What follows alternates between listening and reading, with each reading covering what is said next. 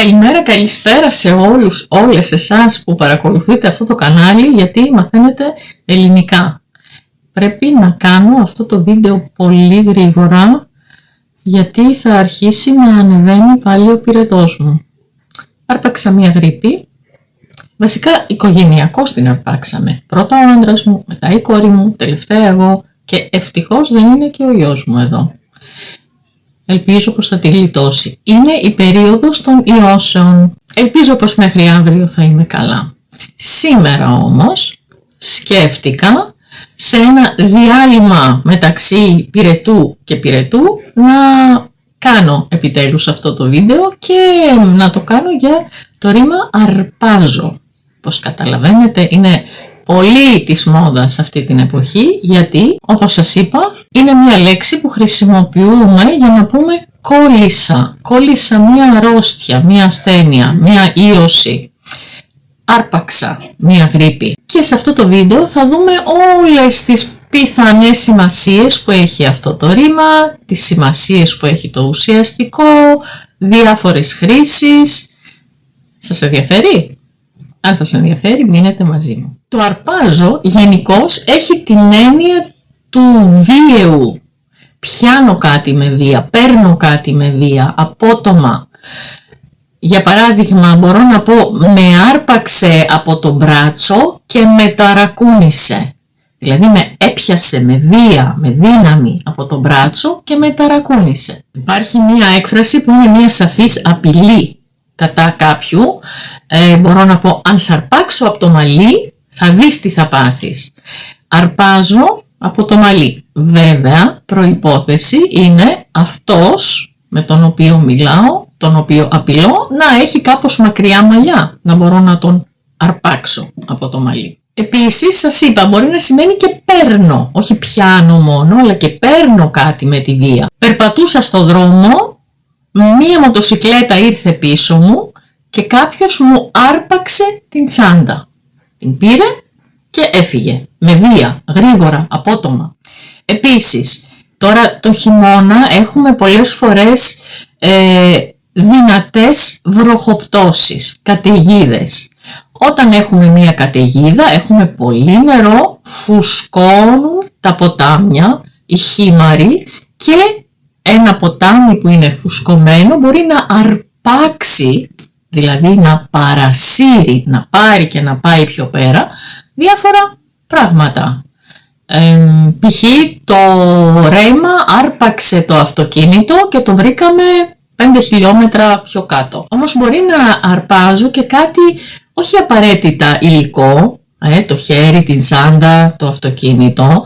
Ένα παιδί λέμε ότι τα αρπάζει πολύ γρήγορα, πιάνει, συλλαμβάνει, καταλαβαίνει, αντιλαμβάνεται πολύ γρήγορα νέες ιδέες, νέα πράγματα. Και όπως στην περίπτωση με το κρύωμα, τη γρίπη, που είναι μεταφορική χρήση του ρήματος αρπάζω, σημαίνει κολλάω, άρπαξα μια γρίπη, κόλλησα μια γρίπη, έχουμε και άλλες μεταφορικές χρήσεις. Για παράδειγμα, άρπαξα την ευκαιρία και έφυγα. Έψαχνα μία ευκαιρία για να φύγω. Είμαι σε ένα πάρτι, δεν μου αρέσει καθόλου η ατμόσφαιρα, ψάχνω μία δικαιολογία για να φύγω. Και κάποιος μου λέει ότι σου τηλεφώνησαν και πρέπει οπωσδήποτε να απαντήσεις σε αυτό το τηλεφώνημα. Αρπάζω λοιπόν την ευκαιρία, βγαίνω έξω και εξαφανίζομαι, φεύγω. Το σπίτι άρπαξε φωτιά. Έπιασε φωτιά, πήρε φωτιά. Έχει μια φωτιά στο δρόμο, τα δέντρα καίγονται και άρπαξε φωτιά και το σπίτι. Κάτι μυρίζει καμένο. Άρπαξε το φαγητό. Αυτό σημαίνει ότι κόλλησε στην κατσαρόλα. Δεν είχε αρκετό νερό μέσα, αρκετά υγρά και κόλλησε στην κατσαρόλα. Άρπαξε το φαγητό. Σας συμβαίνει ποτέ? Μπήκε στη μέση για να τους χωρίσει, δύο μαλώνουν, θυμωμένοι πάρα πολύ μαλώνουν, μπήκε στη μέση για να τους χωρίσει και τις άρπαξε αυτός. Τον έδιραν, τις άρπαξε. Φύγε, θα τις αρπάξεις, θα τις φας επίσης λέμε και σημαίνει ότι θα φας ξύλο. Όχι θα φας, έτσι. Είμαι με το αυτοκίνητο στο δρόμο και ξαφνικά για τον οποιονδήποτε λόγο βγαίνω από το δρόμο, περνάω πάνω από το κράσπεδο και λέω ουφ, τι έπαθα, ευτυχώς μικρό το κακό. Το αυτοκίνητο δεν έπαθε μεγάλη ζημιά, ούτε εγώ έπαθα κάτι, απλώς άρπαξε λίγο η ρόδα. Σε αυτή την περίπτωση σημαίνει στράβωσε. Δεν είναι πλέον έτσι όπως ήταν, έχει στραβώσει. Πρέπει να την ισιώσουμε. Και έχουμε και το παθητικό ρήμα. Μεσοπαθητική φωνή, αρπάζω και αρπάζομαι. Όμως, προσέξτε, αρπάζομαι τι μπορεί να σημαίνει. Μπορεί να σημαίνει θυμώνω πάρα πολύ εύκολα, πάρα πολύ γρήγορα. Πρόσεξε πώς θα του το πεις, γιατί αρπάζεται εύκολα. Θυμώνει πολύ γρήγορα. Αν του πεις κάτι που ίσως δεν του αρέσει, μπορεί να θυμώσει και να αρχίσει να φωνάζει, να μαλώνει. Επίσης μπορεί να σημαίνει μαλώνω με την έννοια του διαπληκτίζομαι. Πολύ ωραία. Έχουμε μια εύκολη λέξη και μια λέξη σιδηρόδρομο. Διαπληκτίζομαι. Σημαίνει μαλώνω με κάποιον. Πες ο ένας, πες ο άλλος. Είπε ο ένας κάτι που θύμωσε τον άλλον, είπε και ο άλλος κάτι που θύμωσε τον πρώτο. Αρπάχτηκαν τελικά και κατέληξαν στο τμήμα.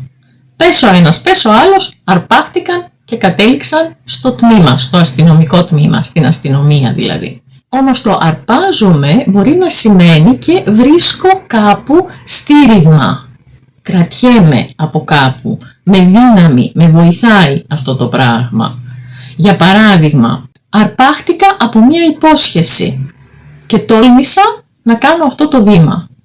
Ήθελα να κάνω κάτι, αλλά είχα ενδιασμούς, δεν ήμουν σίγουρη. Τελικά κάποιος μου υποσχέθηκε κάτι και εγώ πιάστηκα από αυτή την υπόσχεση. Σαν μία σανίδα σωτηρίας.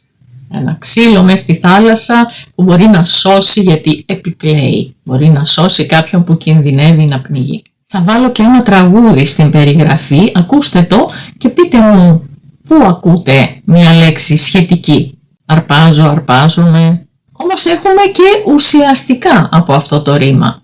Όταν παίρνω κάτι με τη βία, με πονηριά, απότομα, τότε μιλάω για αρπαγή. Είναι η αρπαγή. Αρπαγή περιουσίας. Κάποιος πολύ πονηρός βρίσκει έναν τρόπο να αρπάξει, να πάρει την περιουσία που δεν του ανήκει. Ανήκει σε κάποιον άλλον άνθρωπο. Στην μυθολογία, στην ελληνική μυθολογία έχουμε πολλές αρπαγές. Συνήθως αρπαγές γυναικών πολλές από τον ίδιο το Δία, τον πατέρα των θεών, που το είχε σαν χόμπι αυτό, αλλά και άλλες. Για παράδειγμα, η πιο γνωστή αρπαγή γυναίκας από τον Δία στη μυθολογία είναι η αρπαγή της Ευρώπης. Την πήρε από την Ασία, μεταμορφωμένος ο Σταύρος και την έφερε στην Κρήτη.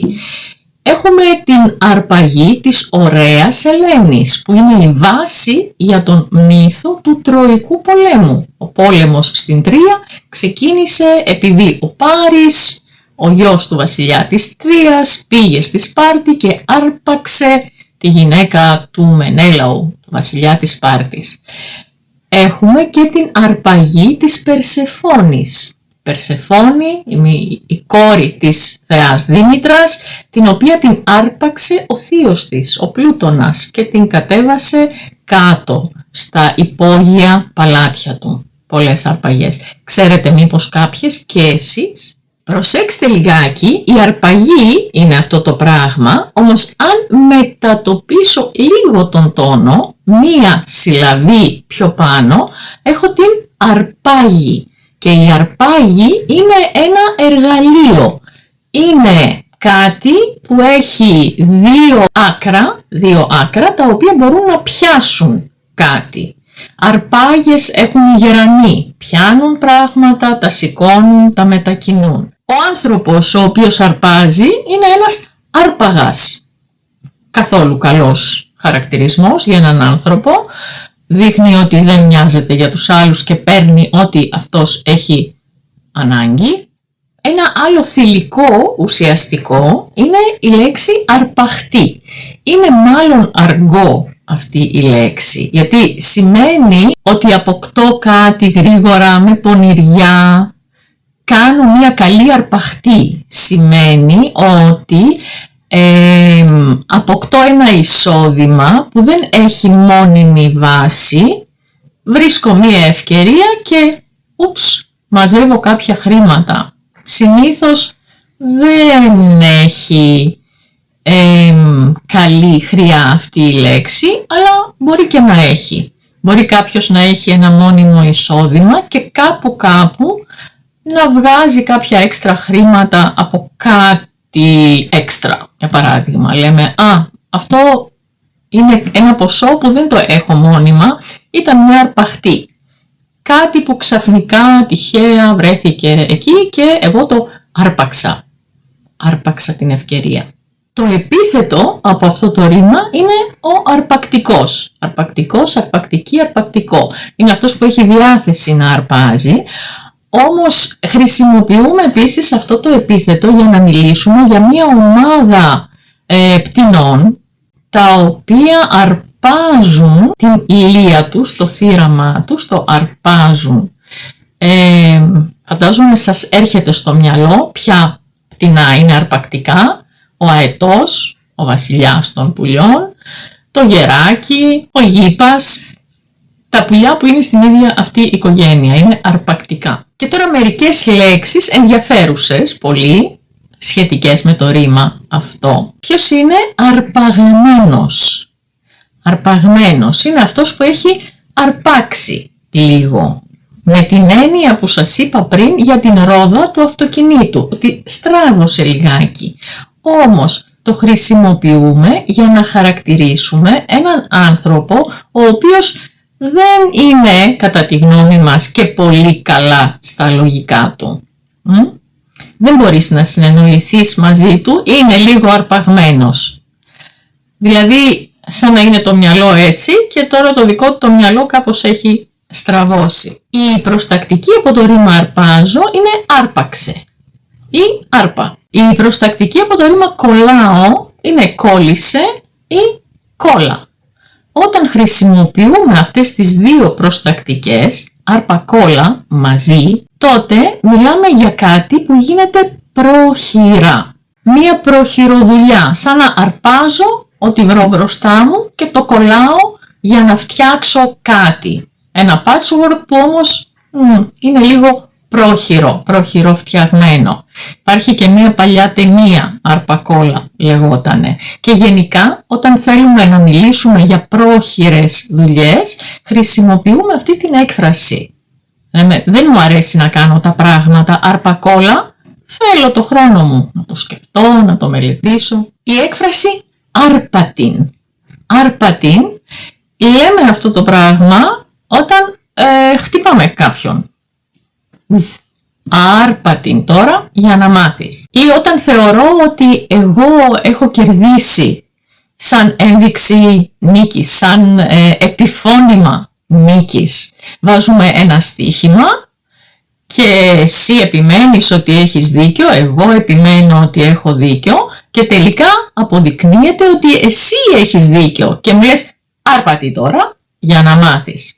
Δηλαδή, κατάλαβες, εγώ είχα το δίκιο. Και τελευταία λέξη για σήμερα, η λέξη ανάρπαστος. Τη χρησιμοποιούμε συνήθως για εμπορεύματα που πουλούνται πάρα πολύ γρήγορα. Υπάρχει μεγάλη ζήτηση για αυτά. 3 φορές φουρνίσαμε βασιλόπιτες για την πρωτοχρονιά. Έγιναν ανάρπαστες και τις 3 φορές. Βγάζαμε τις βασιλόπιτες και ο κόσμος αμέσως τις αγόραζε. Έγιναν ανάρπαστες. Αύριο ξεκινούν στην Ελλάδα οι χειμερινές εκπτώσεις που θα κρατήσουν μέχρι το τέλος του Φεβρουαρίου. Συνήθως όμως τα προϊόντα τα οποία αξίζει κανείς να αγοράσει στις εκπτώσεις γίνονται ανάρπαστα ήδη από την πρώτη εβδομάδα των εκπτώσεων. Αυτά είχα να σας πω για σήμερα. Ψωνίζετε εσείς τις εκπτώσεις? Σας ενδιαφέρουν? Είστε στην Ελλάδα? Είστε κάπου έξω? Πότε έχετε εκπτώσεις εκεί που είστε? Αυτά και άλλα ερωτήματα και οτιδήποτε άλλο θέλετε. Πρέπει να κλείσω αυτό το βίντεο γιατί νιώθω να ανεβάζω πάλι πυρετό. Να δω. Σίγουρα. Μέχρι την άλλη φορά σας χαιρετώ. Γεια σας.